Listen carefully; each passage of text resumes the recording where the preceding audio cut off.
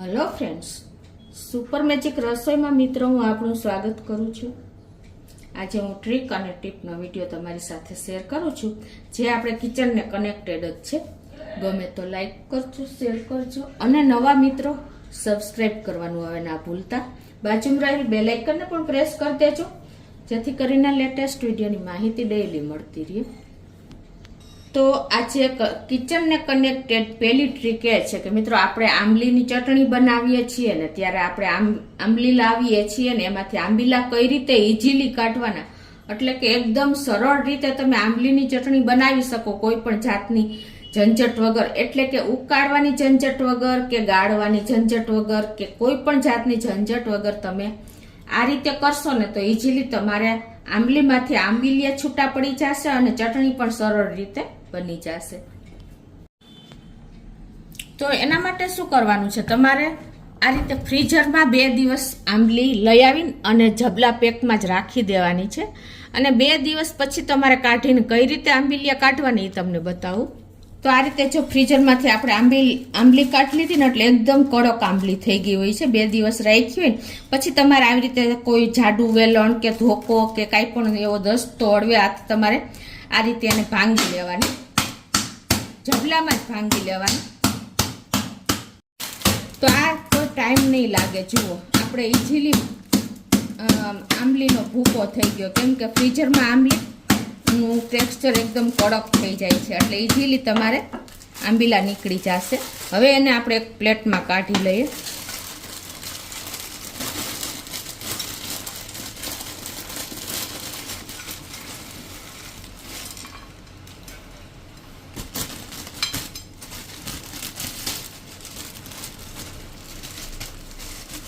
જુઓ મિત્રો, આ રીતે બધા જ આંબીલા છૂટા થઈ ગયા છે. ખાલી આ રીતે તમારે કોઈ જાતની આપણે મહેનત નહીં પડે ઉકાળવાની કે કોઈ પણ જાતની, અને આ રીતે તમારે એમાંથી આંબીલા વીણી લેવાના છે ને એકદમ સરળ ટ્રીક. આ રીતે જો આપણે બધા આંબીલા કાઢી લેવાના છે, કેમ કે એકદમ સરસ ભૂકો થઈ ગયો છે આંબલીનો. અને કોઈ તમારે આવી રીતે હોય તોય લઈ લેવાનો, કચરો કાંઈ એવો ઉપર હોય તોય. તો આ રીતે જો આપણે આંબીલા કાઢી લીધા છે. અને હવે તમારે આનો પાવડર કરી નાખવાનો, એટલે એકદમ તમને સરળ પડશે ચટણી બનાવવામાં આંબીલા વીણા પછી.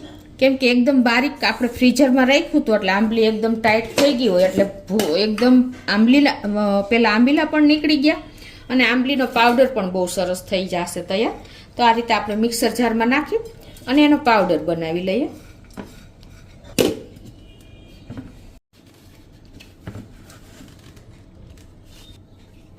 તો આ રીતે જો આપણે વધારે આંબલી હતી એટલે થોડુંક આપણે મોટું ખાનું લીધું છે ને એકદમ ભૂકો થઈ ગયો જુઓ છે ને. તો હજી તમે આનો બારીક પાવડર કરી શકો છો. જો તમારે કદાચ ટાઈમ લાગે અને પાવડર ન થાય ને તો તમારે થોડીક વાર ફ્રીઝરમાં મૂકી દેવાનું, એટલે ટાઈટ થઈ જશે એનું ટેક્સચર. અને પછી તમારે મિક્સર જારમાં પીસી નાખવાનો, એટલે એકદમ તમે વાવલો ને એવો પાવડર તૈયાર થઈ જશે. અત્યારે આ ભેજને હિસાબે મારે થોડોક ટાઈમ લાગી ગયો એટલે બરાબર પાવડર નથી થયો, પણ તમારે જો પાવડર બનાવવો હોય ને એકદમ સરસ ભૂકો, તો તમારે ફ્રીઝરમાં થોડીક વાર મૂકીને પછી પાછી પીસી નાખવાની. તો આ રીતે તમે હવે આને પાવડર જેટલી ચટણી બનાવી એ પ્રમાણે તમે તપેલીમાં પાણી નાખીને અને ગોળ સાથે ઉકાળીને અને મસાલા કરીને ઇઝીલી તમે ચટણી 2 મિનિટમાં તૈયાર કરી શકો છો. તો મિત્રો, આ રીતે તમે આંબીલા કાઢશો ને તો તમને કોઈ જાતનો ટાઈમ પણ નહીં લાગે, ઇઝીલી આંબીલા તમારા આંબલીમાંથી દૂર થઈ જશે. હવે બીજી ટ્રીક એ છે મિત્રો કે આપણે ઘણી વખત જો એકદમ વાતાવરણ એવું ભેજવાળું હોય છે ને તો નેલ પોલિશની જે આપણે બોટલ હોય છે ને એ સુકાઈ જાય છે અને આપણી વેસ્ટ જાય છે. આખી બોટલ હોય અને સુકાઈ જાય તો તમારે શું કરવાનું કે એક વાસણમાં થોડું ગરમ પાણી કરી લેવાનું અને પછી તમારે એમાં આ બોટલને આ રીતે ડીપ થાય ને એટલું પાણી રાખવાનું અને આ રીતે તમારે એને ગરમ પાણીમાં રાખી દેવાની, એટલે ઇઝીલી તમારી નેઇલ પોલિશ પાછી એક્ટિવ થઈ જશે, એટલે કે એકદમ લૂઝ થઈ જશે અને તમે ઇઝીલી નેઇલ કલર કરી શકશો. તો આ પણ આઈડિયા દરેક બહેનોને ઉપયોગી થશે. હવે મિત્રો, ત્રીજી ટ્રીક એ છે કે અત્યારે ભેજવાળું વાતાવરણ હોય, ચોમાસું છે, તો આપણે ઘણી વખત મસાલા આપણે મસાલિયું હોય એમાં મસાલા છે ને આવી રીતે સ્ટીક થઈ જાય છે, એટલે કે ભેજને હિસાબે એકદમ લોચો થઈ જાય છે. તો એના માટે તમારે શું કરવાનું, કેમ કે બહારની હવા મોઇશ્ચર હોય છે એટલે આમાં થોડુંક આપણે ધ્યાન રાખવું પડે છે. જો એરટાઈટ આપણું મસાલિયું ના હોય ને તો તમારે આવું થાય ને ત્યારે ચોમાસામાં તમારે બધા એમાં થોડું થોડું અમથું જે પ્રમાણે ક્વોન્ટિટી હોય ને એ પ્રમાણે તમારે થોડુંક મીઠું એડ કરી દેવાનું. એટલે શું થશે કે તમારા મસાલા ક્યારેય પણ લોચો નહીં થઈ જાય, ફંગસ જેવું નહીં લાગે અને છૂટું છૂટું એકદમ પાવડર રહેશે. ભેજ લાગશે ને તો પણ આને કાંઈ કોઈ જાતના એમાં જીવાત પણ નહીં પડે. એટલે તમારે મસાલિયામાં આપણે એરટાઈટ મસાલિયું ન હોય અને આ રીતે મસાલા તમારા લોચા જેવા લાગતા હોય તો બધામાં થોડો થોડો પાવડરમાં મીઠું એડ કરી દેવાનું. એટલે તમારે ક્યારેય મસાલા તમારા અંદર સ્ટીકી નહીં થઈ જાય, એટલે કે લોચો નહીં થઈ જાય અને છૂટો છૂટો પાવડર સરસ રહેશે. કોઈ પણ જાતની જીવાત પણ અંદર નહીં એન્ટર થાય. મિત્રો ચોમાસામાં ચોથી ટ્રીક એ છે કે ચોમાસામાં આપણે ઘણી વખત મોઇશ્ચરને હિસાબે અથાણા બગડી જાય છે, એટલે ઉપર ફંગસ આવી જાય છે.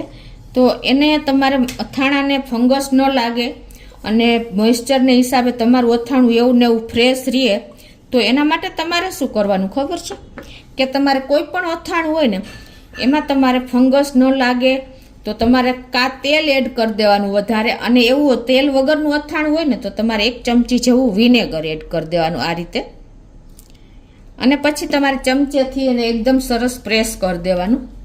એટલે આ ચોમાસામાં તમારા અથાણાનો ટેસ્ટ પણ અનેક ગણો વધી જશે અને તમારું અથાણુંમાં પણ ફંગસ નહીં લાગે અને ઇઝીલી તમારું આખું વર્ષ ચોમાસું વહી જાય. કે ગરમીમાં ઘણી વખત પણ એવું થાય છે કે અથાણામાં ઉપર જો ફંગસ લાગી જાય છે, તો આ રીતે તમારે જે અથાણું, જો આ લીંબુનું અથાણું હોય કે કોઈ પણ બીજું કેળાનું અથાણું હોય એમાં તમે વિનેગર, કોઈ પણ અથાણામાં વિનેગર તો એડ કરી જ શકો છો.